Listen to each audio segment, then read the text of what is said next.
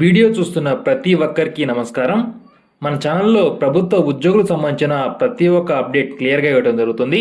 మన ఛానల్ని ఇంకా సబ్స్క్రైబ్ చేసుకుని చూస్తుంటే తప్పకుండా సబ్స్క్రైబ్ చేసుకొని ఫాలో అవుతామండి.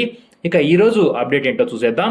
వెలగపూడి సచివాలయంలో సోమవారం విద్యాశాఖ మంత్రి బొత్స సత్యనారాయణ గారు ప్రభుత్వ సలహాదారు అయినటువంటి సజ్జల రామకృష్ణారెడ్డి గారితో కలిసి ఉద్యోగ సంఘాలతో వారి పెండింగ్ సమస్యలపై చర్చించారు. అనంతరం మీడియాతో మాట్లాడుతూ ఉద్యోగుల ఆర్థిక అంశాలను పరిష్కరిస్తున్నామన్నారు. ఈ నెలతో పాటు వచ్చే నెలలో కూడా సుమారు 5,500 కోట్ల రూపాయలు విడుదల చేస్తున్నామన్నారు. ఇప్పటికే పిఆర్సీ కమిషన్ వేశామని, త్వరలోనే అది తన పనిని ప్రారంభిస్తుందని తెలిపారు. ఉద్యోగులు మధ్యంతర భృతిని కోరారని, తమ ప్రభుత్వం పిఆర్సీని వేగంగా అమలు చేయాలని యోచిస్తుందన్నారు.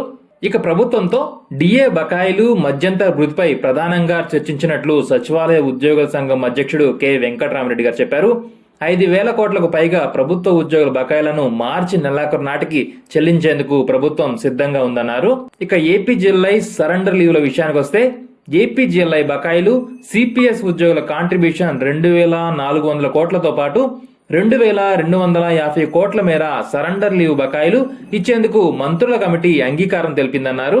ఇక కాంట్రాక్ట్ అండ్ అవుట్సోర్సింగ్ ఉద్యోగులకు సంబంధించి అవుట్సోర్సింగ్ ఉద్యోగులకు ఎక్స్పీరియన్స్ అలవెన్స్ ఇవ్వాలని కోరామన్నారు.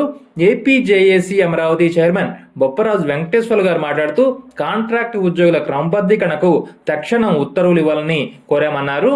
ఇవ్వండి ఈరోజు అప్డేట్స్. ఈ వీడియో నచ్చినట్లయితే ఒక లైక్ ఇచ్చి మీ సపోర్ట్ అయితే తెలియజేయండి. ఇలాంటి మరిన్ని లేటెస్ట్ అప్డేట్స్ కోసం మన ఛానల్ని సబ్స్క్రైబ్ చేసుకోవడం మాత్రం మర్చిపోకండి. Keep watching for more updates. Thanks for watching this video.